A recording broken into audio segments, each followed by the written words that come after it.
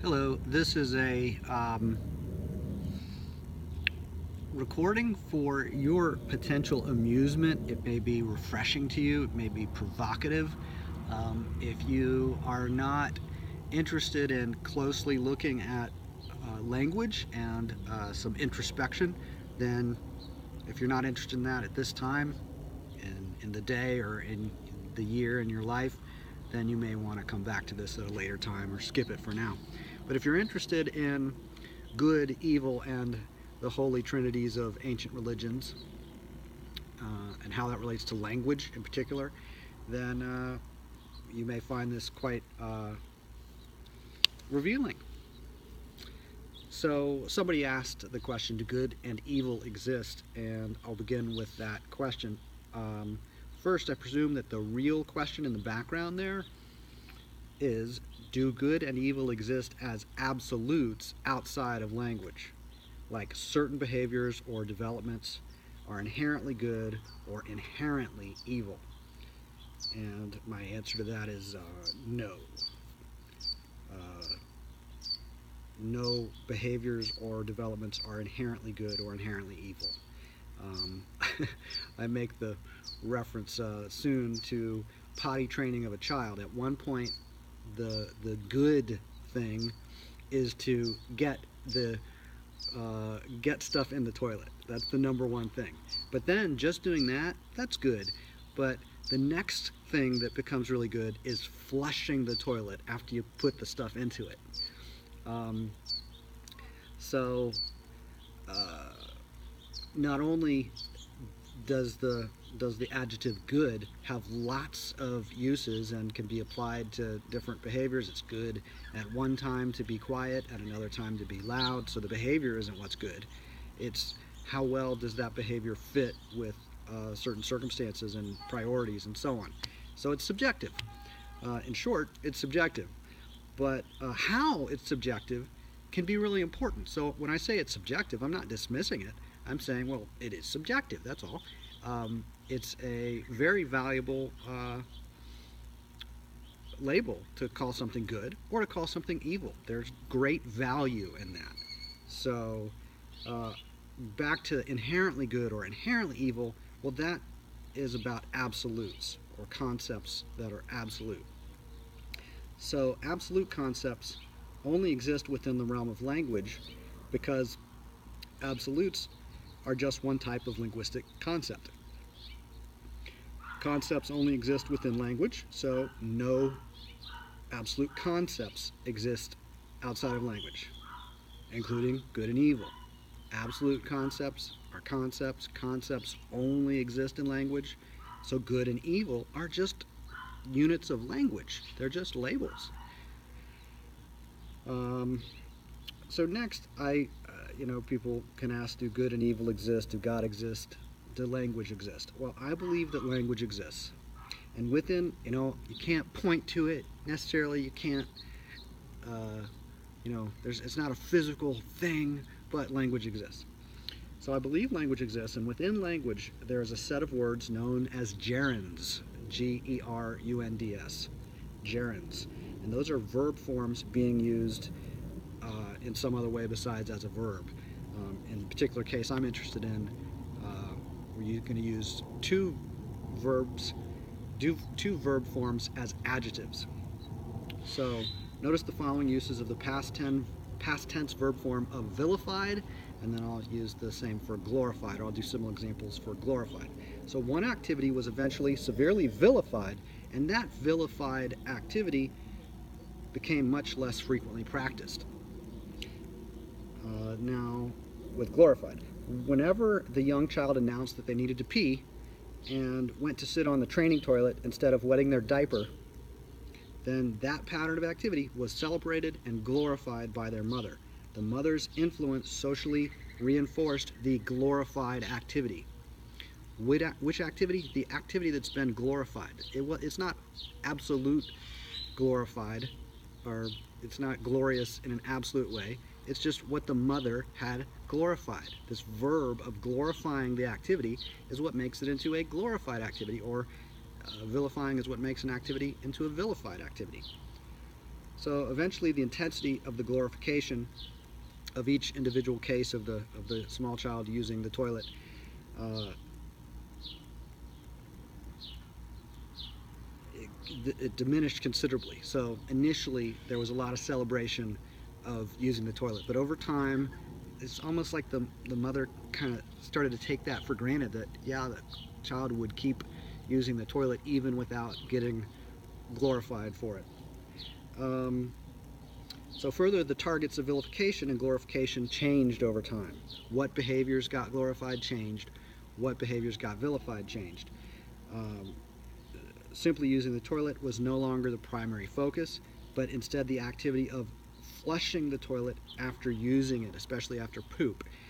Um, and whether the child flushed or didn't flush became an issue that the parent, really focused on, the mother really focused on.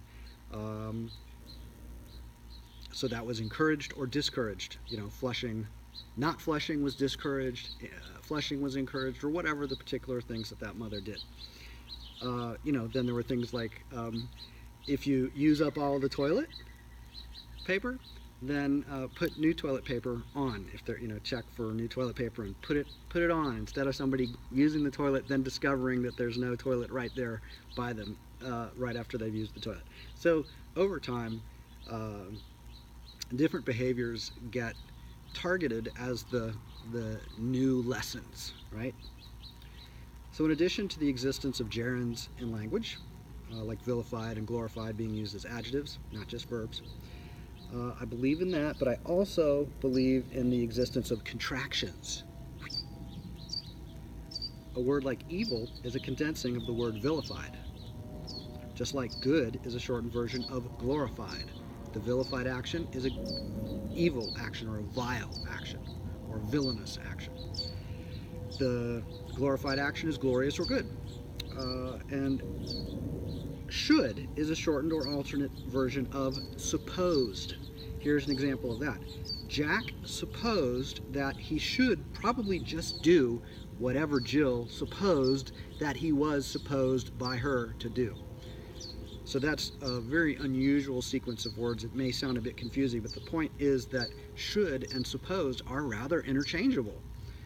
Jack decided that he should do whatever he was supposed to do by Jill when she supposed that he would do that thing that he should do. It's basically interchangeable. Now, people may not recognize that some of these terms are basically interchangeable, but consider that they might be.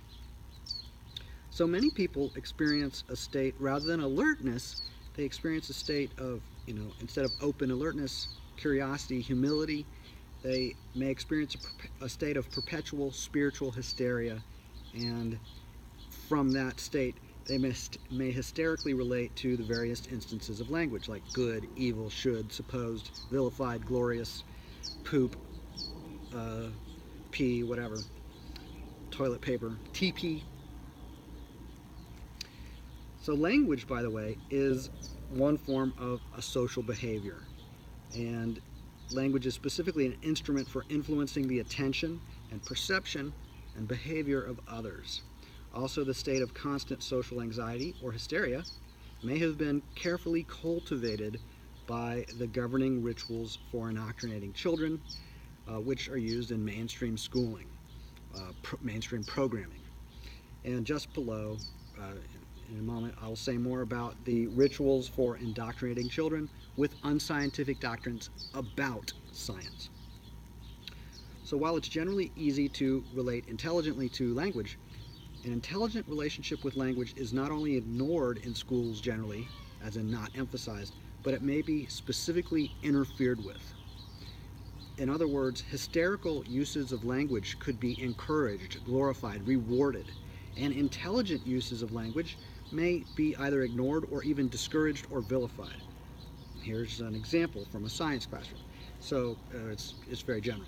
Students who disrupt a science classroom by asking intelligent questions about the scientific merit of a particular claim will get what response from a teacher? Well, they might get ignored, but eventually they'll get disciplined, they'll get punished, they'll get detention, they'll get suspension, from school, expulsion from school, all these different kinds of punishments.